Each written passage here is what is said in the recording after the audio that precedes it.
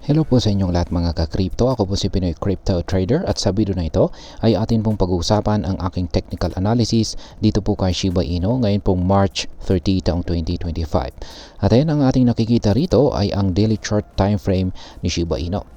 At ayan, recap lamang po natin yung naganap sa mga nakarang araw dito kay Shiba Inu. Yan, meron po kasi tayong isang descending wedge pattern dito na binubuo ng dalawang kulay puti na linya. At ayan, grabe po talaga. Matagal pong naglalaro ang presyo ni Shiba Inu sa loob nito. Kaya ayan, napakahaba na po yung ating descending wedge pattern. At yan, pero nitong ilang mga nakalipas lamang na araw, particular po noong March 20 ay nagkaroon na po tayo ng breakout sa upper portion nito. Yan, dahil po sa wakas ay nagkaroon tayo ng breakout sa upper portion nito, ayan, nagresulta po ito sa kanyang pag-angat sa presyo or isa pong ayan, pag-angat sa presyo. Kaso ang naging problema po rito ay nauntog siya sa major resistance natin dito sa presyong 40 digits 1483. Ayan, nauntog siya at bumagsak po siya or bumabagsak po siya hanggang sa kasalukuyan. Kaya possible po na maaring isa lamang itong retracement or correction bago niya ipagpapatuloy yung kanyang pag-angat sa presyo. Possible po na baka dito siya magkaroon ng correction. Ayan, at muli po niyang aakyatin yung major resistance natin dito para muling basagin ito. Ayan, kung hindi po siya rito magkakaroon ng correction, ayan, possible po na dito sa ating support zone. Ayan, bago po niya ulit aakyatin yung ating major resistance dito sa 40 digits 1483. At ayan, kung nagtagumpay po siya sa pagbabasag sa major resistance natin dito, dito na po siya magpapatuloy sa kanyang pag-angat sa presyo. Kaya, ayan. Ngayon is, ayan, yung nabuo nating candlestick kahapon ay isa na naman pong bearish candlestick. Ayan, kasi itong si Shiba Inu ay napaka-correlated po niya kay Bitcoin. Yan, check na rin po ninyo yung aking technical analysis kay Bitcoin. Kung binabantayan po ninyo or binabantayan po ninyo itong si Shiba Inu, mahalaga na rin na dapat ay binabantayan na rin po ninyo yung technical analysis kay Bitcoin kasi napaka-correlated po kasi nila. Kung ano yung galaw ni Bitcoin is ganun din po. Almost 90% na ganun din po yung galaw nitong si Shiba Inu. Meron lamang silang pagkakaiba kung saan ay maaring mas malaki yung nabubuong candlestick nito. Ayan, kung si Bitcoin is possible po na bumuo siya ng isang bearish candlestick pero hindi gaanong malaki. Pero pagdating kay Shiba Inu is possible na bubuo rin siya ng bearish candlestick kaso is mas malaki yung sukat ng candlestick nito. Kaya yan po yung maaring posibleng maging pagkakaiba dito kay Shiba Inu at saka Bitcoin. Pero most likely is 90% na correlated po kasi sila. Ngayon is kahapon, yung binantayan po nating candlestick kahapon ay isang bearish candlestick at kitang-kita po natin dito na ang nangyari po rito is tumagos po siya dito sa nagsisilbing support natin sa presyong 40 digits 1297. Yan, at nagsara po sa ilalim nito. Kaya ngayon is dahil sa nabasag po ito na po ang nagsisilbing minor support natin ngayon. Yan, ito po ang harang. Ayan, kasalukuyan nagsisilbing harang sa pag-angat ng presyo ni Shiba Inu. Kaya, ayan, yung nagsisilbing support naman natin or pumipigil sa pagbagsak ng presyo ni Shiba Inu sa kasalukuyan ay nandito sa presyong 40 digits 1248. Ayan.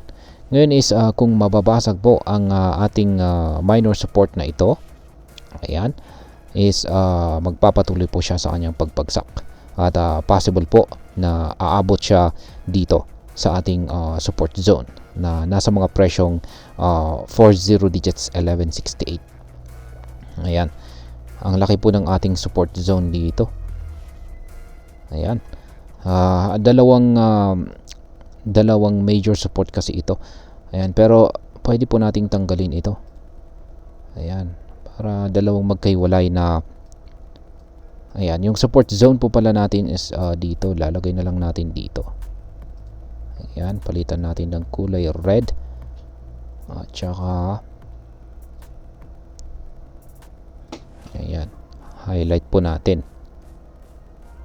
Yan po yung support zone natin. Nasa 40 digits 1144 hanggang 40 digits 1168. Ayan, yung nandito sa ibaba ay isa po itong major support na naman. Ayan, nasa presyong 40 digits 1071. Ayan. Ayan po. Yung projection ko po ulit rito is ayan, kung babagsak si Shiba Inu, yan, possible po na baka mag-consolidate pa siya dito. Ayan, possible na mag-consolidate siya rito, pero yan, may posibilidad na kung nabasag po yung minor support natin dito is ayan, magpapatuloy siya dito sa ating support zone dito. Yan po ang possible na mangyari rito. Pero kung mananatiling matibay yung ating support, kasalukuyang support, yan, support zone dito, support level po pala dito sa 40 digits 1248, kung mananatili po siyang matibay at magagawa niyang pigilan ang pagbagsak ni Shiba Inu, at sa tingin ko is may kakayahan naman po siya na pigilan ito kasi sa kasalukuyan is nananatiling bullish po ang momentum natin dito kay Shiba Inu. At ganoon din po yung ating QQE, mga QQE bars dito kung saan ay kulay blue. Ayan, nabubuo po sa ibabaw ng zero line. Ibig sabihin ay mas nakakalamang pa rin ang bullish pressure natin dito maski pa paano. Kaya ayan, possible na mukhang mas mataas ang tsansa na magko-consolidate ang presyo ni Shiba Inu. Ayan, ngayon is yan, dahil sa nananatiling bullish pa naman, bullish po yung kalagayan ni Shiba Inu base sa ating dalawang indicators dito, is may chances po na syempre siya ay makakabangon at aakyat siya. Pero para magawa po niyang magpatuloy sa kanyang pag-angat sa presyo, ay kailangan po niyang basagin yung ating minor resistance dito po sa presyong 40 digits 1297. At kung nagawa po niyang akyatin ito, is yung sunod po natin na target ay dito mismo sa sunod na minor resistance natin dito sa presyong 40 digits 1363.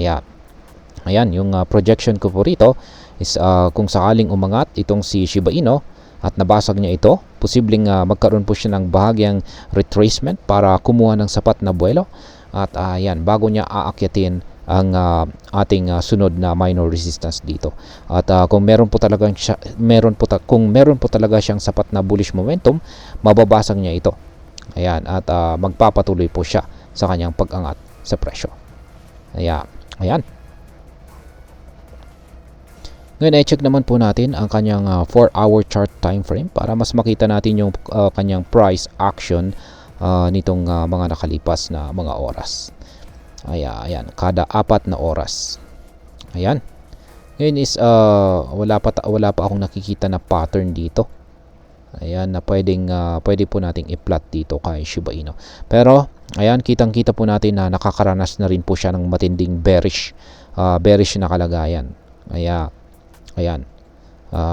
Nagpapakita po nito na ayan, malakas po ang mga marami pong nagbebentahan ng kanilang SHIB sa ngayon. Ayan. Balik po tayo sa daily chart time frame ni Shiba Inu. Kaya ayan po ulit. Ang binabantayan po natin dito kay Shiba Inu is yung kanyang support sa ngayon. Ayan, yung kanyang support at saka yung kanyang resistance dito. Ayan, ito po yung support na binabantayan natin at saka ito naman yung resistance na binabantayan natin. Yan, kasi kung saan po siya magkakaroon ng breakout ay dyan po siya magpapatuloy sa kanyang trend direction. Ayan, hanggang dito na lamang po tayo sa video na ito mga ka-crypto. Marami pong salamat sa panonood. Ingat po tayo lagi at God bless po sa ating lahat.